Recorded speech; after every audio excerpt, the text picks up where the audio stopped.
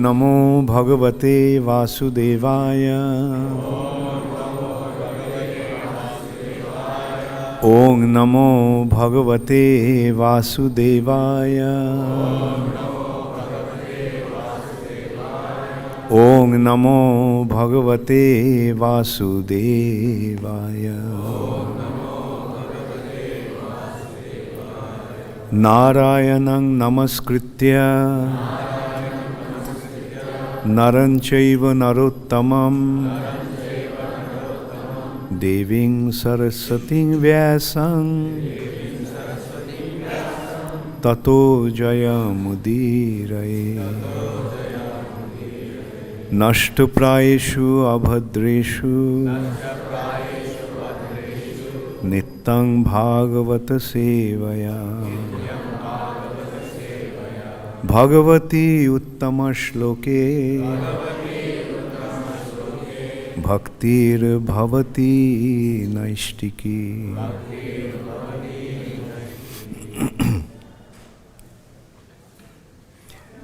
Does anybody have tissues here? Jai Shri Shri Gaur Nitai ki Jai. Jai Shri Shri Krishna Balaram ki Jai. Jai Shri Shri Radha Shyam Sundar ki Jai. Srila Prabhupada ki Jai. Shri Vrindavan Dham ki Jai. Shamaveta Bhakta Vrinda ki Jai. Gaur Premanande Hari Hari. Srimad Bhagavatam 8th Canto, Chapter 7, Lord Shiva saves the universe. Text, I think 30 and 31. Text 30 doesn't have any purport, so I will just read it through. Chāyā adharmormiṣu yair visargo netra-trayaṁ sattva-rajas-tamāṁsi sāṅkhyātmanaḥ śāstra-kṛtas tavekṣā chandomayo deva ṛṣiḥ purāṇaḥ. Translation by His Divine Grace Srila Prabhupada. O Lord, your shadow is seen in irreligion. O Lord, your shadow is seen in irreligion, which brings about varieties of irreligious creations. The three modes of nature, goodness, passion, and ignorance, are your three eyes. All the Vedic literatures, which are full of verses, are emanations from you, because their compilers wrote the various scriptures after receiving your grace. Now we go to text 31. Nate giritra khila lokopala Virincha Vaikuntha Surendra Gamyam Yoti Param Jatra Rajastamascha Sattang Najad Brahma Nirasta Bhedam. Na, not, te, of your lordship. Giritra, O King of the mountains. Akhila Lokopala, all the directors of departments of material activities. Virincha, Lord Brahma. Vaikuntha, Lord Vishnu. Sura Indra, the King of Heaven. Gamyam, they can understand. Jyotihi, effulgence. Param, transcendental. Yatra, wherein. Rajaha, the mode of passion. Tamascha, and the mode of ignorance. Satyam, the mode of goodness. Now, not Yat Brahma, which is impersonal Brahman, Nirasta Bhedam, without distinction between demigods and human beings.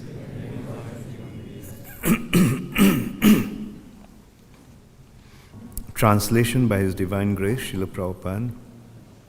O Lord Girisha, since the impersonal Brahman effulgence is transcendental to the material modes of goodness, passion, and ignorance, the various directors of the material world certainly cannot appreciate it, or even know where it is. It is not understandable even to Lord Brahma, Lord Vishnu, or the King of Heaven, Mahendra. Please repeat after me.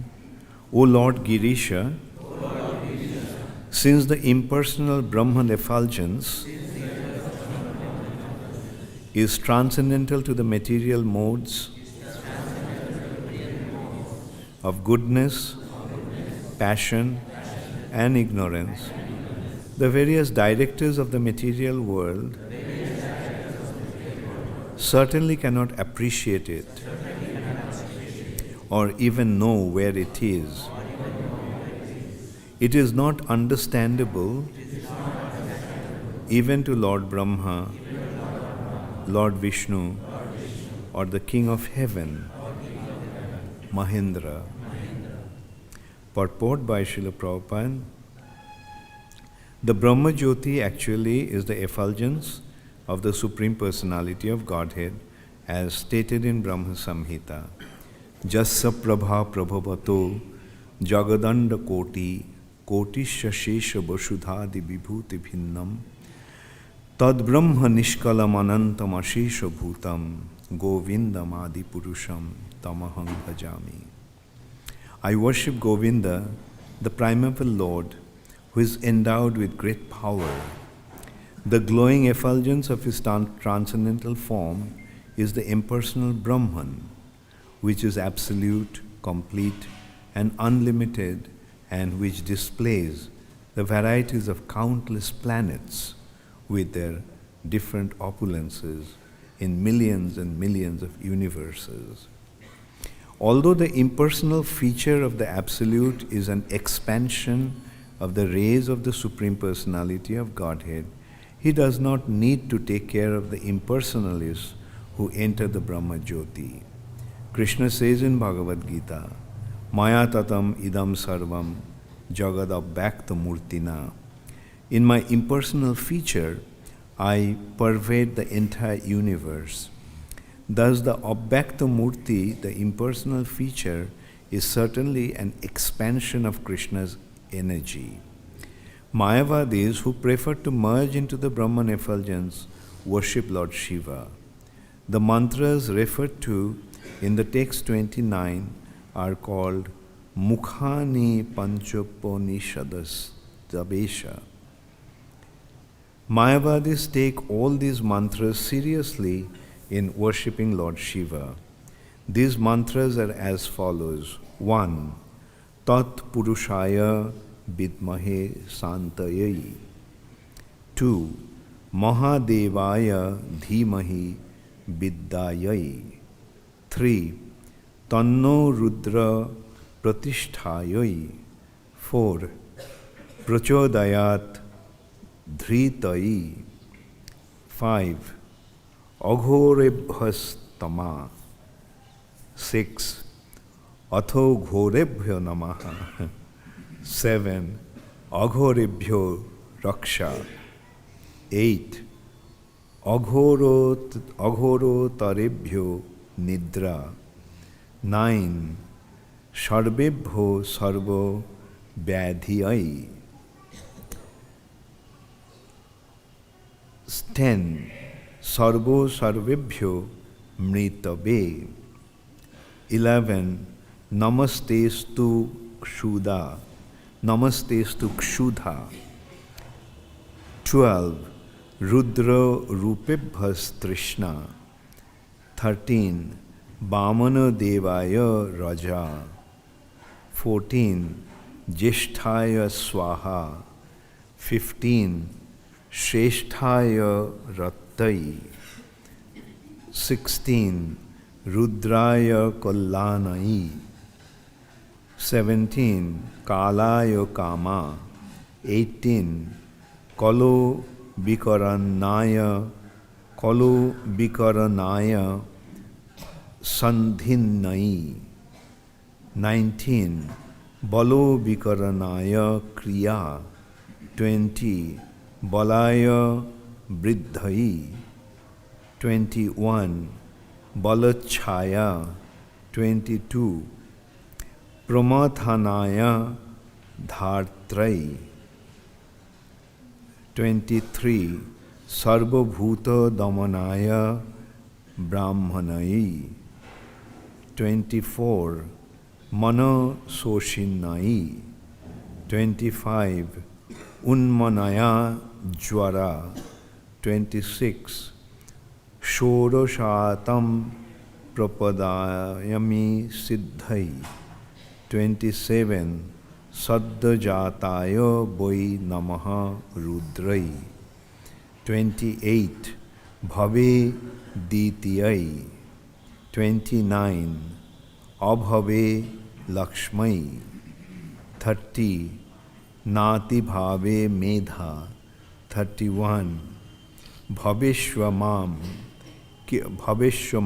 Kantai. 32. Bhavasadha. 33. Udbhavaya Prabha. 34. Ishana Sarva Viddhanam Shishinnai. 35.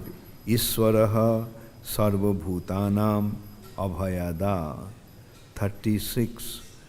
Brahmadhipatir Brahmanadhipatir Brahman Brahmestada. 37. Shiva me astu marichai. 38. Sadashivaha Jalinnai. The impersonal Brahman, quite a relief to come out of that. The impersonal Brahman is unknown even to the other directors of the material creations, including Lord Brahma, Lord Indra, and even Lord Vishnu. This does not mean, however, that Lord Vishnu is not omniscient. Lord Vishnu is omniscient, but he does not need to understand what is going on in his all-pervading expansion. Therefore, in Bhagavad Gita, the Lord says that although everything is an expansion of him, maya tatam idam sarvam, he does not need to take care of everything, na chaham teshu avasthitaha. Since there are various directors like Lord Brahma, Lord Shiva, and Indra.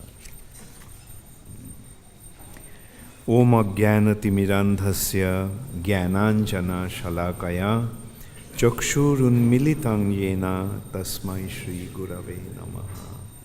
Shri Chaitanya manobhishtham sthapitam yena bhutale swayam rupa kadamayham dadati swapadantikam.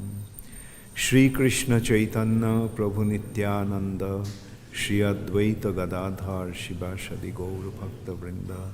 Hare Krishna, Krishna Krishna, Hare Hare, Hare Rama, Rama Rama, Hare Hare.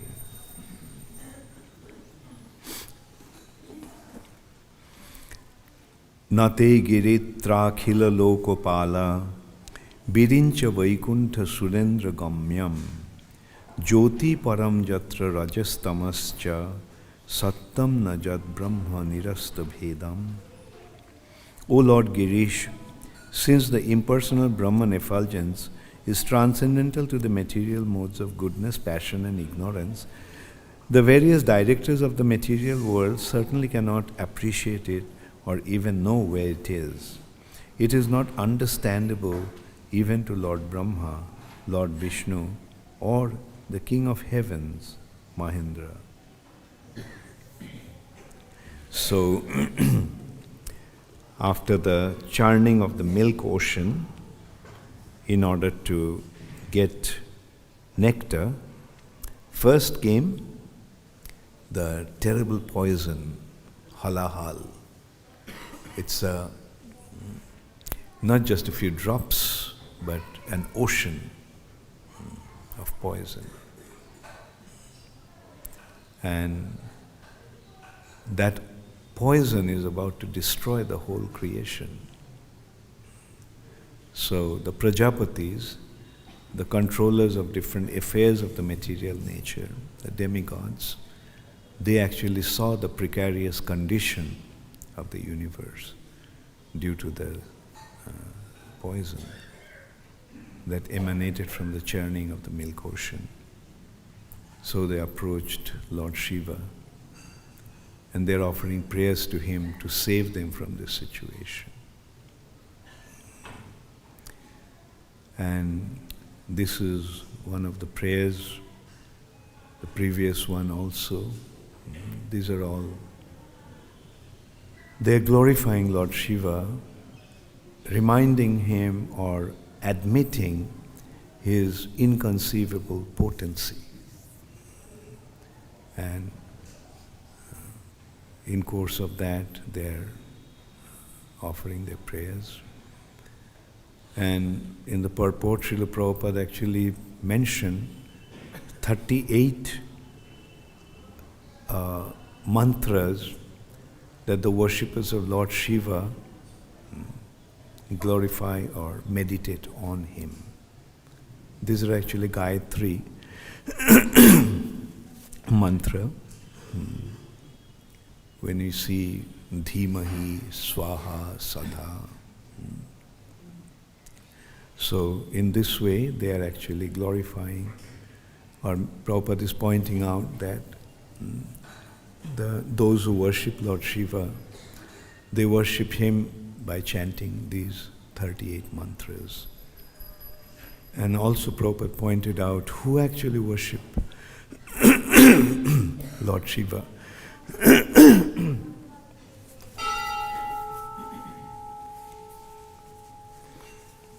Who worship Lord Shiva?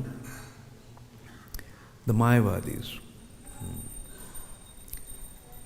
Who are the Mayavadis? Those who want to merge in Brahma Jyoti. Here also there are those who want to merge into Brahma Jyoti. There are two varieties, two types. One is Brahmavadi and the other is Mayavadi. The Brahmavadis are actually positively situated. Like although they were initially situated in that impersonal aspect, but then they get promoted or elevated to the personal aspect. Like we have seen the four Kumaras, also Sukadeva Goswami. Initially they were Brahmavadis, they were impersonalists. But then they became devotees. But the Mayavadis cannot. Mayavadis are the offenders to Krishna. Mayavadi, Krishna, Aparadhi. Now what is Mayavad? What is the difference between Brahmavad and Mayavad? Mayavad actually has been established by Shankaracharya.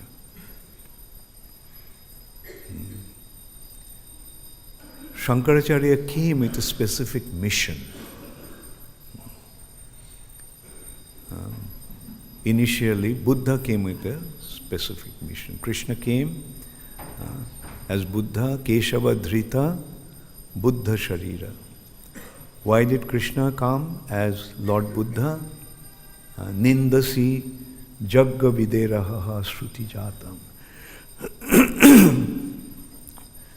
The innumerable animals were being slaughtered in the pretext of Vedic sacrifice.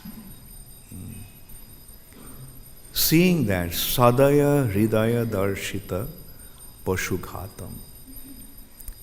The tender heart, Sadaya Hridaya of Keshava, Krishna, became afflicted seeing unnecessarily these animals were being slaughtered. So, to stop that animal sacrifice, Keshava-dhrita Buddha Sharira. Krishna came as Lord Buddha. And appearing as Lord Buddha, what did he do? In the pretext, in the name of the Vedic injunction, animal sacrifice was going on. So in order to stop that, what did he do? He rejected the Vedas. There's no need to follow the Vedas. These are the doctrines that he gave, that be good, sattang vada, dharmang chara, speak the truth, follow the path of dharma, and so that was their way. Gave a very simple understanding. And what is the ultimate goal of life? By practicing that, what will be achieved ultimately? One will achieve nirvana. And what is nirvana? Nirvana means to become nothing. So, becoming nothing. That's why the Buddhists are called voidism or nihilism. Their doctrine is ultimately void, sunnavad. Buddhist doctrine is sunnavad. Sunna means zero, nothing. Become nothing, that's the ultimate goal of life. And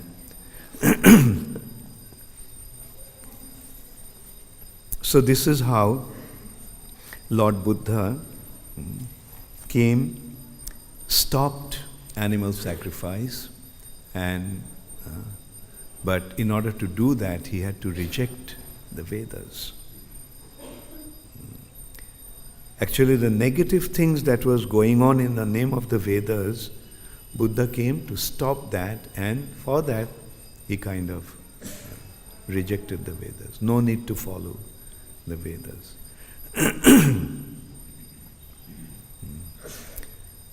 But if one doesn't follow the Vedas, how will one get to know the Supreme Personality of Godhead? Therefore, now there is a need to re-establish the Vedas. Therefore, Krishna instructed Lord Shiva that re-establish the Vedas. Mayavadam ashat-shastram prachanna bodham uchyate. How did he do that? Lord, how will he do that? He told that to Parvati Devi. That I will establish an ashat shastram.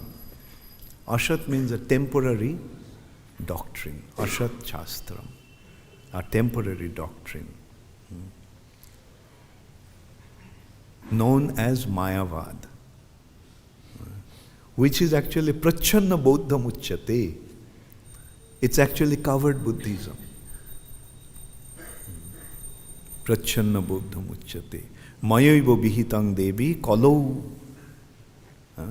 In the age of Kali, Brahmana murtina, appearing as a Brahmana. So who is that? Lord Shiva came as a Brahmana. Who is that personality? Shankaracharya. So Shankaracharya established a doctrine called Mayavad. So, what is this Mayavad? The Vedas are mentioning, Vedas are giving a theory which is called Parinambad, Brahma Parinambad. Parinam means transformation. Transformation of Brahman or spiritual energy. Brahma Jyoti is the spiritual energy. And this material nature is a transformation of that spiritual energy. Sarvam khallidam Brahma. Everything is ultimately Brahman because it's a transformation of Brahman or the spiritual energy. So that is called Parinambad. That has been presented by Vasudev in the Vedas, Brahma Parinambad. But Shankaracharya came and presented a different doctrine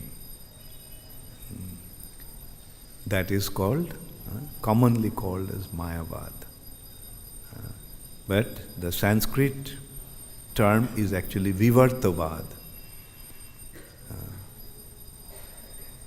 Original doctrine, according to the Vedas, is Parinambad, but Shankaracharya established a new concept called Vivartavad. Vivartavad means theory of illusion.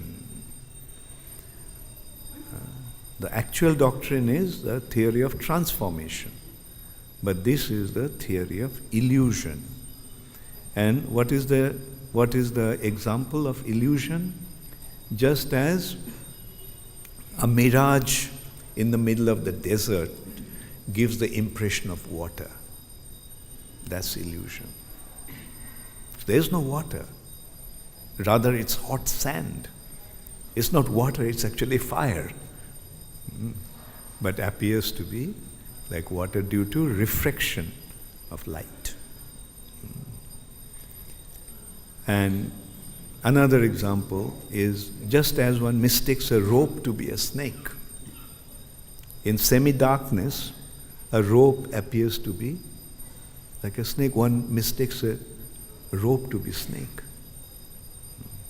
So these are the few examples of illusion. Not illusion means it's not there but appears to be. It is not but appears to be like that. So that is that's the doctrine that he established, Vivartavad. What appears to be the variety of this material nature is not really there. It appears to be like that. Like mirage gives the impression of water, this material nature gives the impression of a variety. But actually, ultimately there is no variety, there is no variegatedness, no potency, no variety, nirakar, no shape, nishaktik, no potency, nirvishesh, no variety. And that is Brahman. So ultimately it is all Brahman, which doesn't have any shape or form, doesn't have any variety, doesn't have any potency, and so forth. And with that, he actually re-established the Vedas. How did he do that? He established that you are talking about nirvana. The Buddhism, ultimate goal, according to Buddhism, is to become nirvana. And nirvana is to merge into or become nothing. So Shankaracharya established that you are talking about nirvana, but nirvana is a Vedic doctrine. According to the Vedas, it's not to become nothing, but it's become everything. Absolute. To merge into Brahma Jyoti is nirvana. And Brahma Jyoti is the absolute. And that absolute, from that absolute, everything has appeared as an illusory concept. And so this is how he did that, to re-establish the Vedas. He established a new theory called Vivartavad or Kevaladvaitavad or Mayavad. Now the consideration is, why did Shankaracharya do that? He could have just established the Vedas, but we have to understand the scenario at that time. The whole of India at that time practically became Buddhist. Whole of India practically became Buddhist.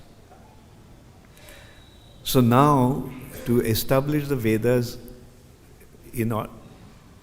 removing their concept would be very, very difficult or impossible. So there was a consideration of pointing their fault in their doctrine to establish the Vedas. So that's how Shankaracharya did. He took that concept of nirvana and pointed out that what your understanding of nirvana is a faulty understanding. The real understanding is the Veda, the one that is given in the Vedas, to merge into. He actually pointed out not to become nothing, but to merge into Brahma Jyoti. So, over and above of Shunyavad or voidism of the Buddhists, Shankaracharya established the impersonalism or Nirvisheshvad or Mayavad. So this is how Shankaracharya actually defeated all the Buddhists and then re-established the Vedas. So there is in Chaitanya Charitamrita actually gives a very clear understanding about that. It's saying, Ved na mania bodha hoilo nastik. Because the Buddhists did not accept the Vedas, therefore they became atheists. But what Shankaracharya did, so in one word we can say that Buddhism is covered atheism.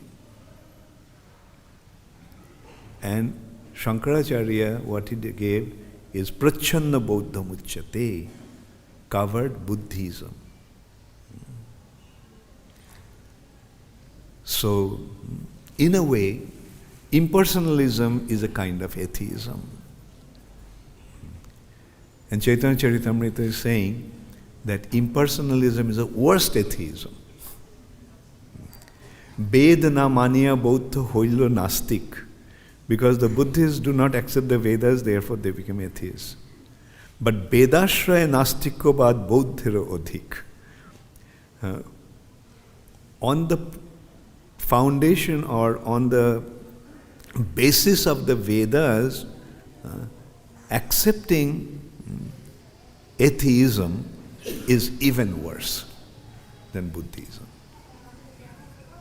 Anyway, now the interesting thing is that how it gradually developed in order to stop animal sacrifice or all the undesirable activities that were going on in the name of the Vedas. Krishna came as Lord Buddha. Actually, the interesting thing is, in the age of Kali, how the Vedic doctrines will be contaminated or there will be very massive deviation from the Vedas in order to destroy the proper dharma or the proper practice of spiritual activities. The Brahmanas actually destroyed the Vedas. Brahmanas were upholding the Vedic doctrines. But some Rakshasas took birth in the age of Kali. This is from Garuda Purāṇa. Rakshasa kalimashritta jayante brahmajonishu. The Rakshasas took birth in the Brahminical families, and that's how they destroyed the Vedic culture, because the Brahmanas were upholding the Vedic culture, and the Rakshasas, appearing in the Brahminical family, destroyed the Vedic culture. Anyway, so this is how it happened. First, due to the influence of the age of Kali, in the name of all kinds of undesirable activities were going on in the name of the Vedas. To stop that, especially to stop animal sacrifice, Krishna came as Lord Buddha, And he stopped those undesirable activities, and in order to do that, he had to reject the Vedas. And then in order to re-establish the Vedas, he instructed Lord Shiva to come, and he did that.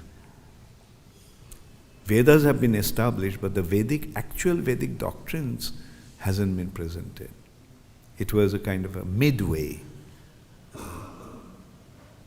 that Shankaracharya established. Then came Ramanujacharya. And Ramanujacharya actually defeated Shankaracharya's doctrines and presented personalism or devotional service as the very essence of or ultimate goal of the Vedas, over and above Shankaracharya's Mayavad doctrine. In simple words,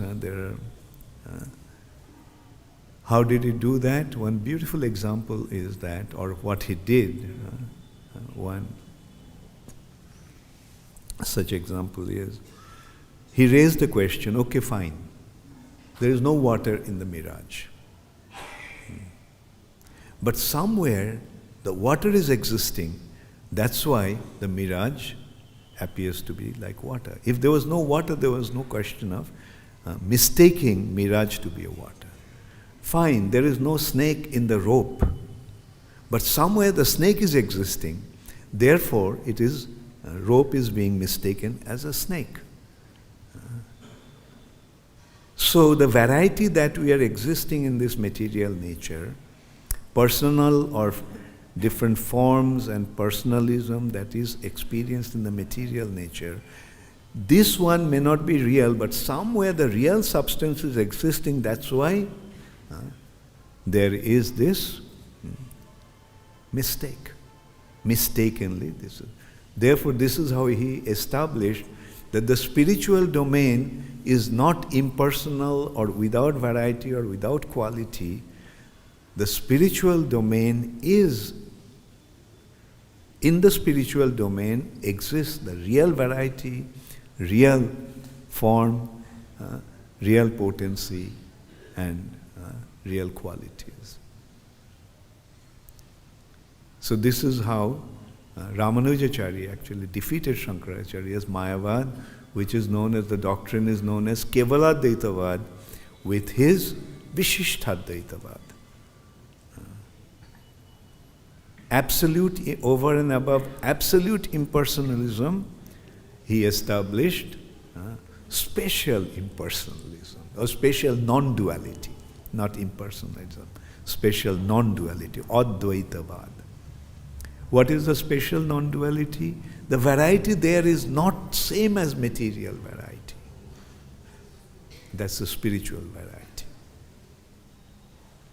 The qualities are not material qualities, spiritual qualities.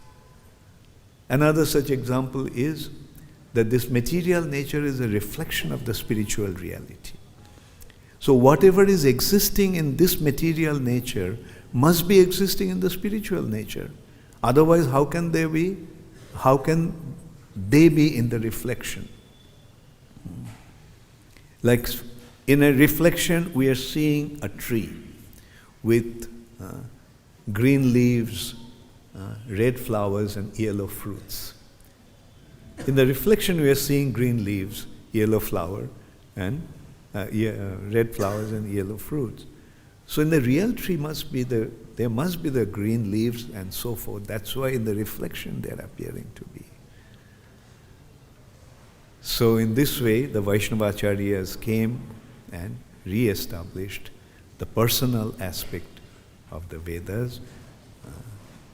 And there is a beautiful analogy in that respect. On the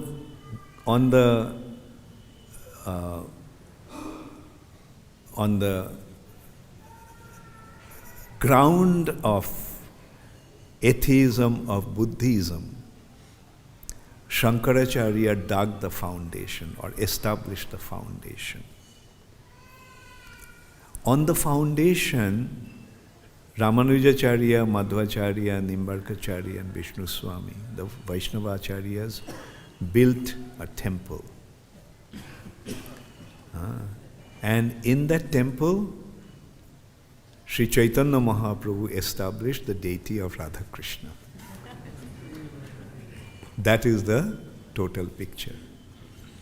How many of you have gone to Mayapur in Chaitanya Math? Have you seen Gandharvika Giridhari Gaur Sundar temple that Srila Bhakti Siddhanta Saraswati Thakur established? Did you see in four corners of the temple there are four Vaishnavacharyas? So these four Vaishnavacharyas actually established the doctrine, but there was a conflict between Shankaracharya's impersonalism and Vaishnavacharya's doctrines. So Chaitanya Mahaprabhu harmonized that. And the total picture we get when we see that the deities of Radha Krishna established in that temple. Now the thing is, when the foundation goes, how does the foundation go? The building will go this way, the foundation goes in the opposite direction. Therefore, it seems that Shankaracharya's doctrines are contrary to the Vaishnava doctrines. But in reality, Prabhupada, so many times Prabhupada mentioned, Shankaracharya is our Acharya. He recognized Srila Shankara Shripad Shankaracharya as our Acharya. And this is the understanding. Had Shankaracharya not come, Vedas couldn't have been established. So he established the Vedas, and on the foundation of the Vedas that Shankaracharya established, different Vaishnavacharyas came and gave the perfect understanding. And Sri Chaitanya Mahaprabhu perfectly harmonized that, whatever little contradiction is there between those doctrines. Therefore, ultimately, as I was saying, that these Mayavadis or impersonalists don't really understand Shankaracharya's doctrine. There are so many reasons. The one Prabhupada mentioned so many times, that what is Shankaracharya's parting advice to his followers? Bhaja Govindam, Bhaja Govindam, Bhaja Govindam, Mudhamate. You fools, worship Govinda, worship Govinda, worship Govinda. Prapte sannihita marane, nahi nahi rakshati dhunkrin karane. Your grammatical word jugglery is not going to help you at the time of leaving your body, at the time of death. Ante Narayana Smriti. At the time of death, you have to remember Govinda. But sometimes they are so adamant that they say, not all of them, but sometimes they come up with an argument. Mudhamate. Shankaracharya gave this instruction to the fools. Mudhamate. Those who are foolish, those who are not intelligent enough, they should worship Govinda. But those who are extremely intelligent, they should follow this impersonalism.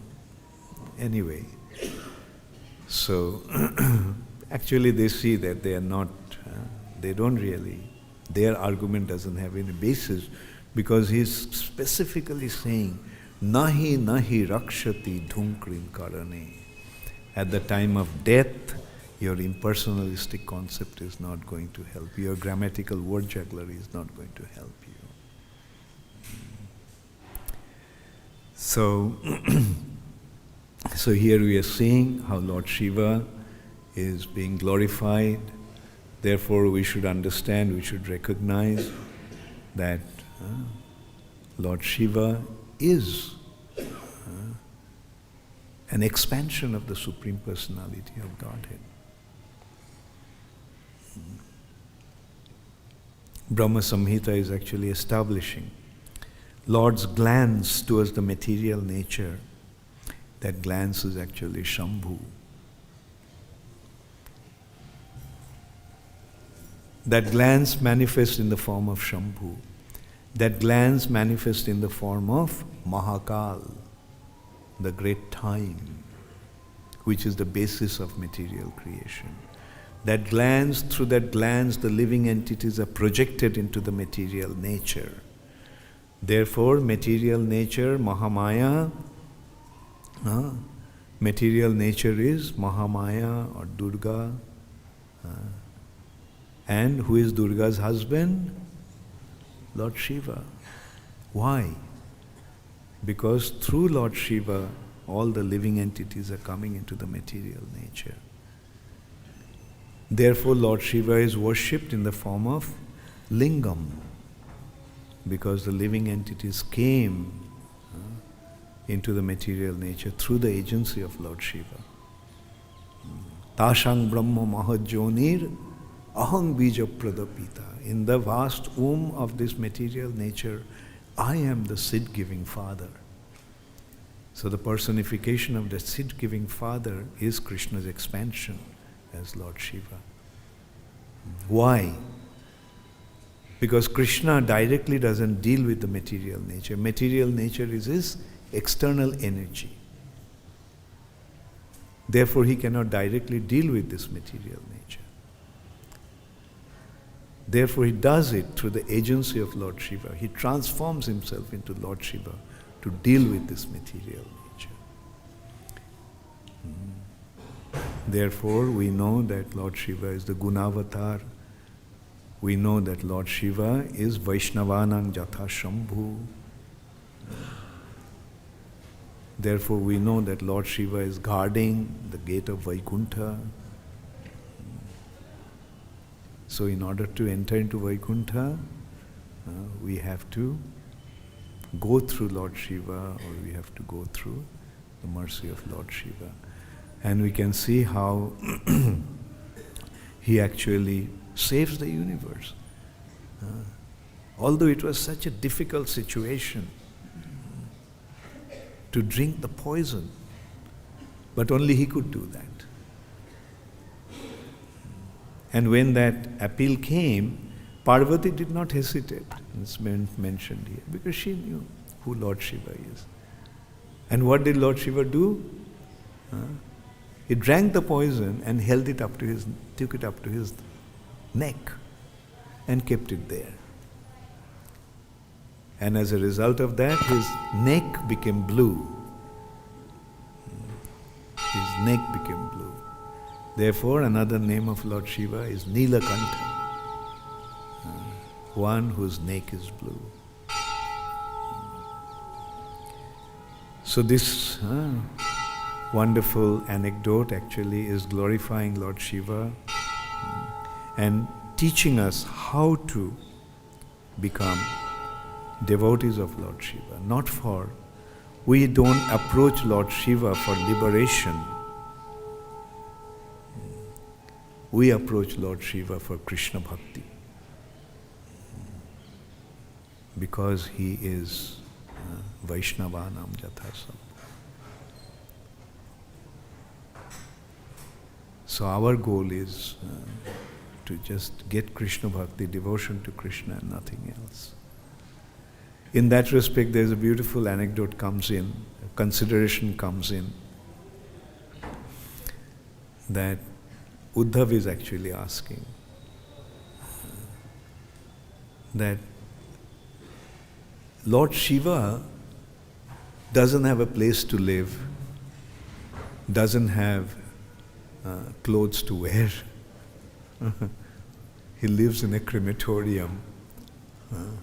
But his devotees are very opulent. Whereas Krishna is the supreme enjoyer, supreme controller, but his devotees are apparently poverty-stricken. What is the reason? First consideration is the devotees are generally detached from material possessions, material enjoyment. Therefore, they don't desire anything material. Because Lord Shiva is a devotee of Krishna, therefore he doesn't care about anything material. But as a devotee, Lord Shiva is very quickly pleased. Therefore, demons take advantage of that. Materially motivated people take advantage of Lord Shiva because he is quickly pleased. So approach him, your desire will be easily fulfilled. But the ultimate consequence is devotees of Lord Shiva get annihilated. I mean, those materially motivated devotees, ultimately they suffer. And an example of Lord Shiva has been given by this Brikasura. He is a devotee of Lord Shiva, apparently. And to please Lord Shiva, he is cutting his flesh and offering into the fire. Om Namah Shivaya. But Lord Shiva didn't come. So finally he is about to chop off his head and offer it to the fire. So Lord Shiva appeared and asked, what do you want? He said, give me the boon upon whose head I'll place my hand. His head will crack in 1,000 pieces. Lord Shiva said, fine. Then he said, is it true? You gave me that boon? Upon whose head I place my hand, his head will crack into 1,000 pieces. So let me try it on you. So Lord Shiva saw the critical situation that he was in and he ran. So he approached Krishna and said, so I gave this boon to this demon and see what difficulty I've got into. Then Krishna said, okay. So he took the form of a little boy and came on the way to Brikasura and asked, why are you running like that? What happened? He said, look, Shiva gave me this boon, and now when I try to test it, he's running away from me, so I'm just running after him. So he said, what? He gave you the boon.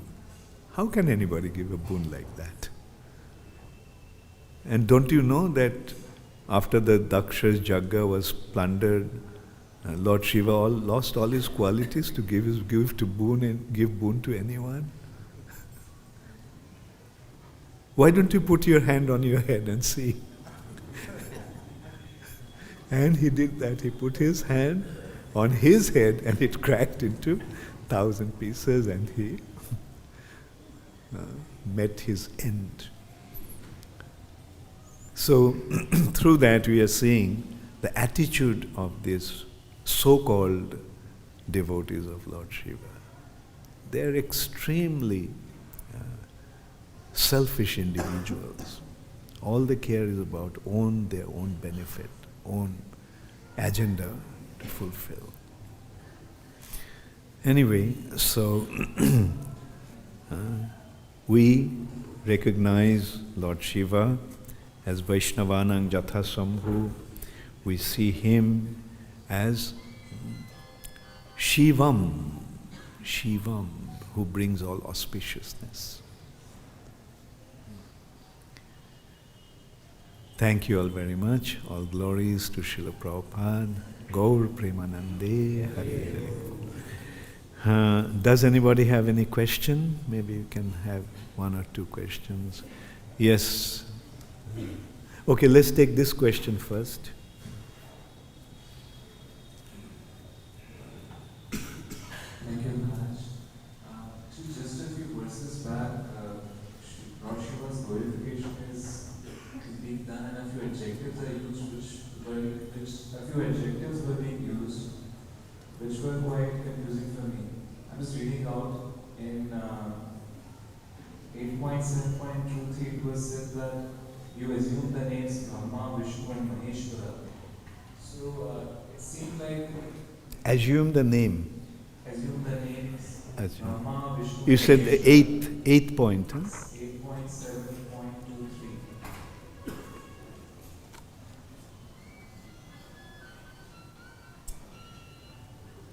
8 point, you were talking about those mantras. I'm just talking about previous verses. Oh, And many places, glorification is happening and it's giving an impression as if Shiva is the origin of Vishnu rather than the other way around. So could you please throw some light on that? well, like while you are glorifying, then when you see Lord Shiva as an incarnation of Krishna, Vishnu, then you don't see any difference between him and Vishnu. Most probably in that context it has been said that he is the origin. Like as an expansion or incarnation of Vishnu, he is seen in that way. Thank you. Okay, one question right at the end. How will you pass it?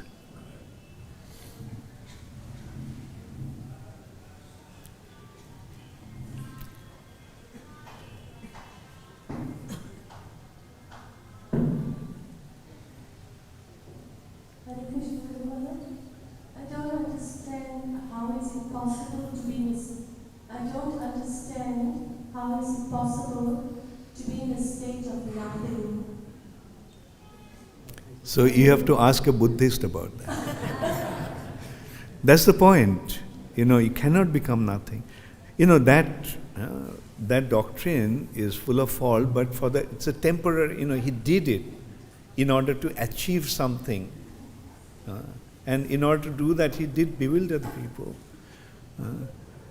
Like the Buddhist doctrine has also been pointed out.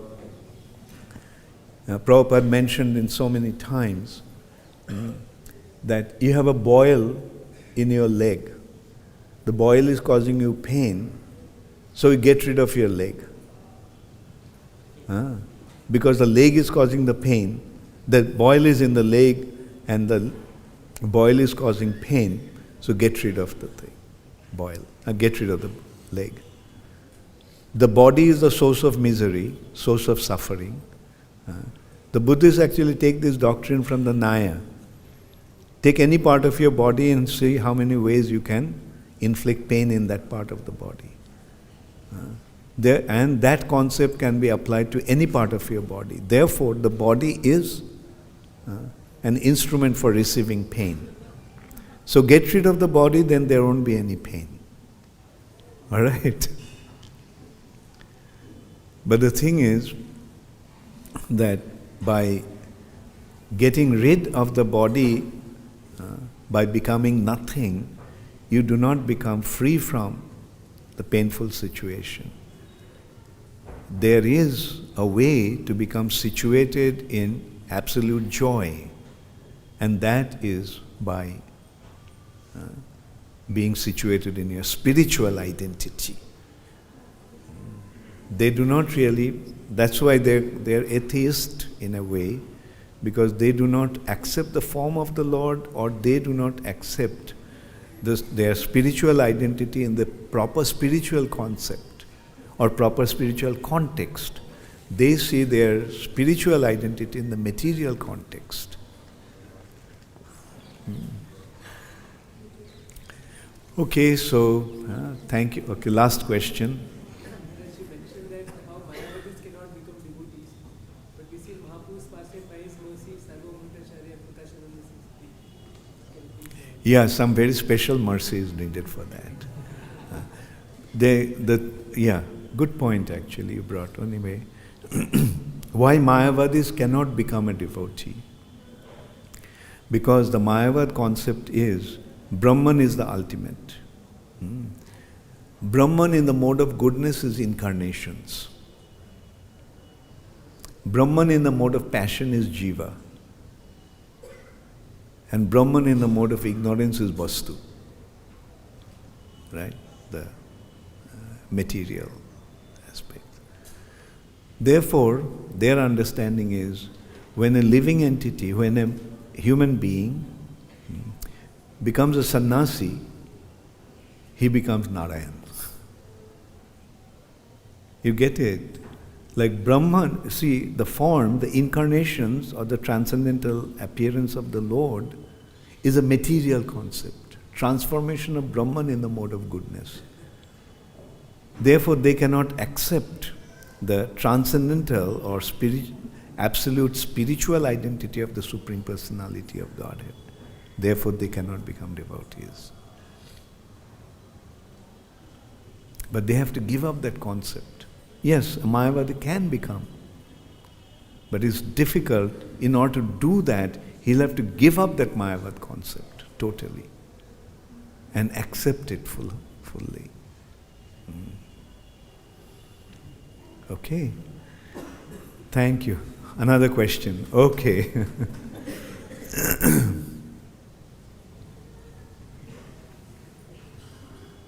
Yes, you mentioned how Krishna doesn't get involved in material nature. Krishna doesn't? Get involved? Yes. In the purport it said. Yes. Many times I read in Bhagavatam that he doesn't get directly involved Yeah. in engineering of the universe. But very often devotees mention that everything that happened to them is Krishna, like diseases or problems. So is it correct to say that it's Krishna or is just karma that is acting? Yes. The karma is taking place because of Krishna's arrangement. See, the karmic law has been established by Krishna. Krishna is not involved, right? In the material nature, Krishna is not, getting involved. Krishna gave the living entities the freedom. You can act the way you want. You want it to be independent. You have full right to become independent. But the way you act, you'll get the reactions of those actions. And those reactions will take place in different modes that you act. Mode of ignorance will generate one kind of reaction. Mode of passion will generate another kind of reaction.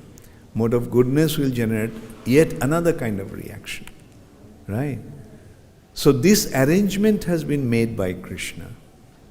Therefore, a devotee see that ultimately Krishna is the cause.